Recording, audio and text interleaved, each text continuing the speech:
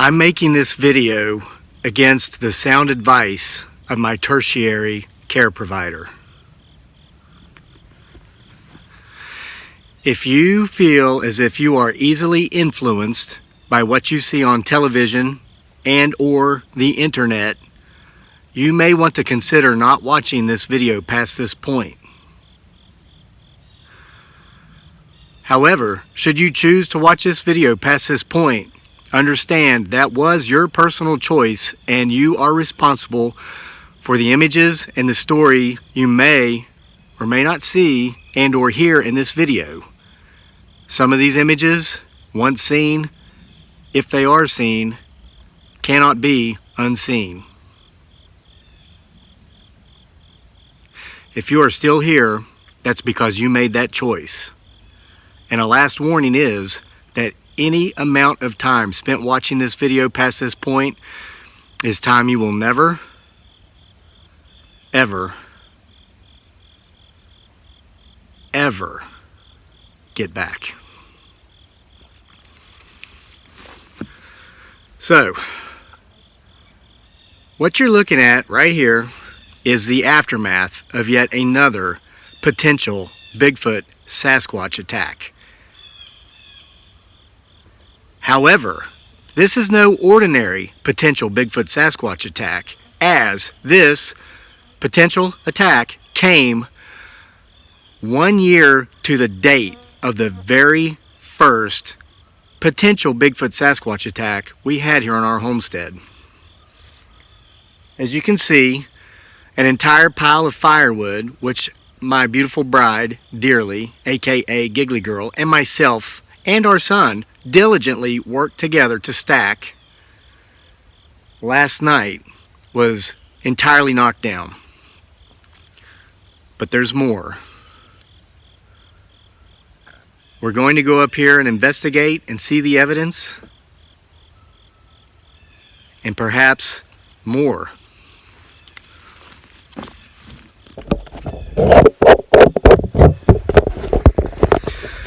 So, last night, our son had a sleepover. He had a slumber party with one of his friends, and ironically,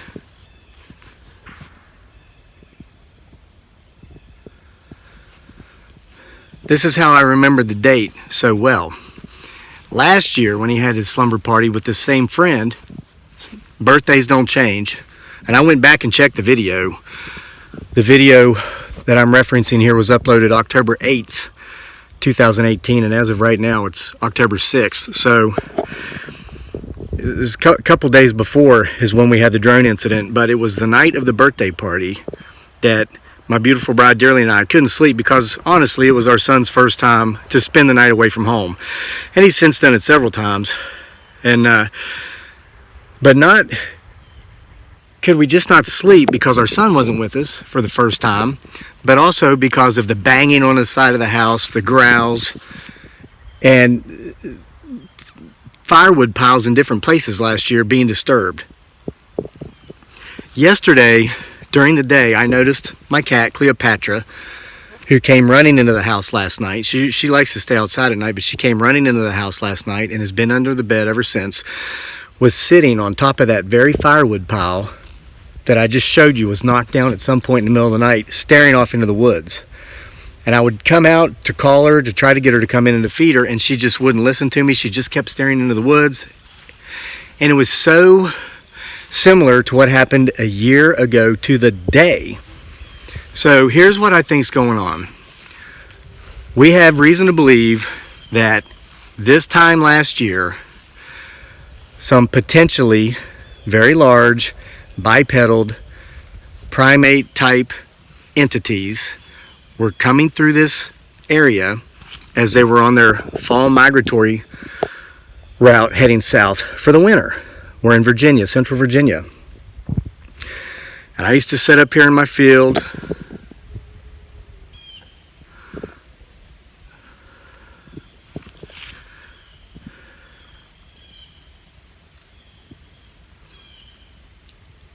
and talking to my phone and make these videos, and I have every reason to believe that several of the juveniles of this clan that was coming through were so enthralled, they stayed. They stayed through the winter. They didn't go further south.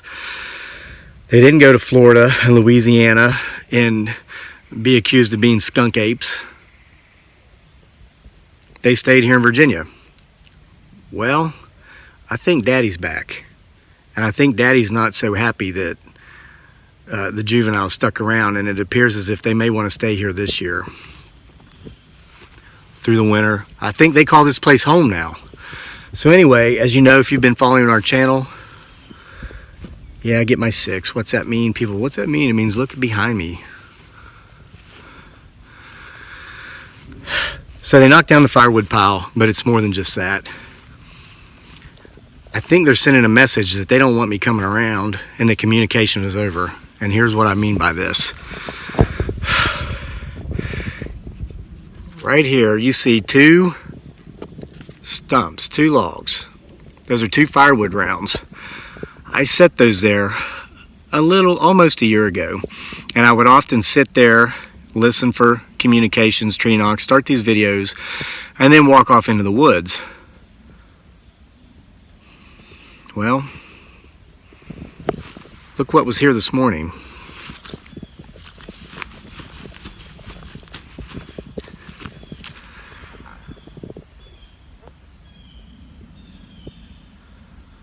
I would tell you to rewind and listen, but that's semi-delusional, according to my tertiary care provider. We know what this means. And it's right there where I sit. Primarily in the winter, after the leaves have all fallen from the trees, we get a really good view of the woods. But it looks as if he, she, it, or they are saying, you're not welcome here anymore. But it gets worse.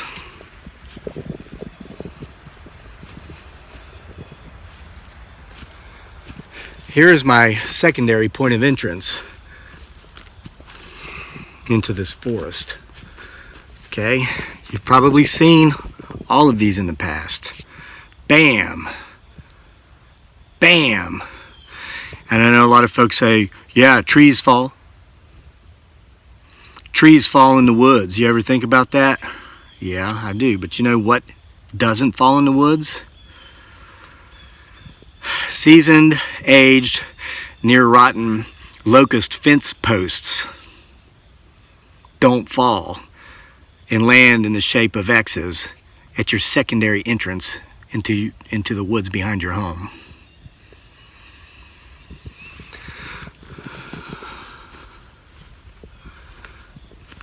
But here comes, perhaps,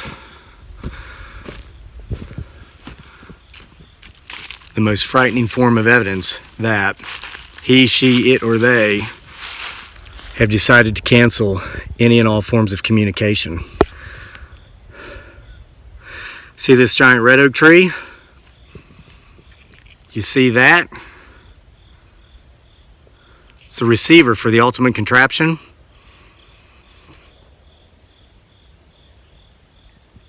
Yeah, it's been thrown to the ground before. This past spring, when he, she, it, or they were potentially migrating back north up into Canada or Maine. They got tired of being called skunk apes down in the south, so they went north. When they came back through, they threw this to the ground as if to say, we don't want to communicate with you. Well, this morning, the very morning after the potential Bigfoot Sasquatch attack, which comes a year to the day from the first one, the ultimate receiver, the receiver of the ultimate contraption,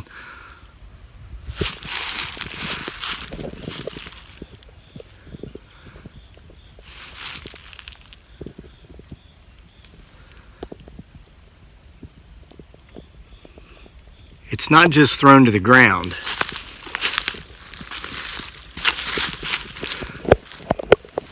But it as well is clearly marked with an X, as if to say, we don't even want to have communication with you anymore. So we've got no fly zones, breakdown in communications. What does it mean?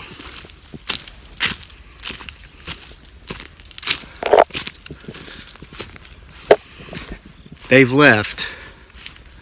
left me one clear avenue into the forest behind my house. Only one. Which, as you know, when there's only one way in, there's only one way out. And that's never a good scenario. That math just does not work out in your favor. And here it is.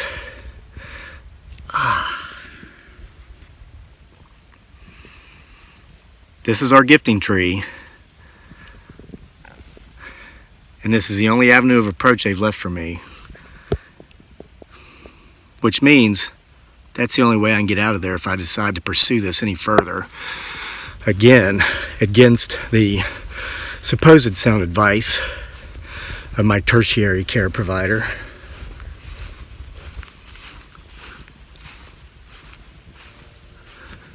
I will not hide the truth. I will document all of this evidence.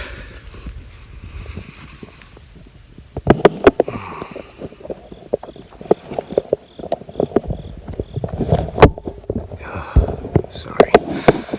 But for now,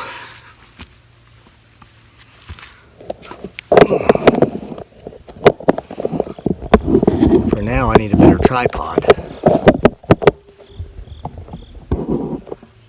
But for now, I have a lot of work to do because I have to restack firewood that I've already stacked. So I have my to-do list, and I've got to add one thing to it, obviously, because he, she, it, or they has given me more work to do. So I'm going to stop recording at this point because I think he, she, it, or they does not want to be captured on film after all. And I'm going to go complete my to-do list. It's my to-do list for today. I have very sloppy handwriting.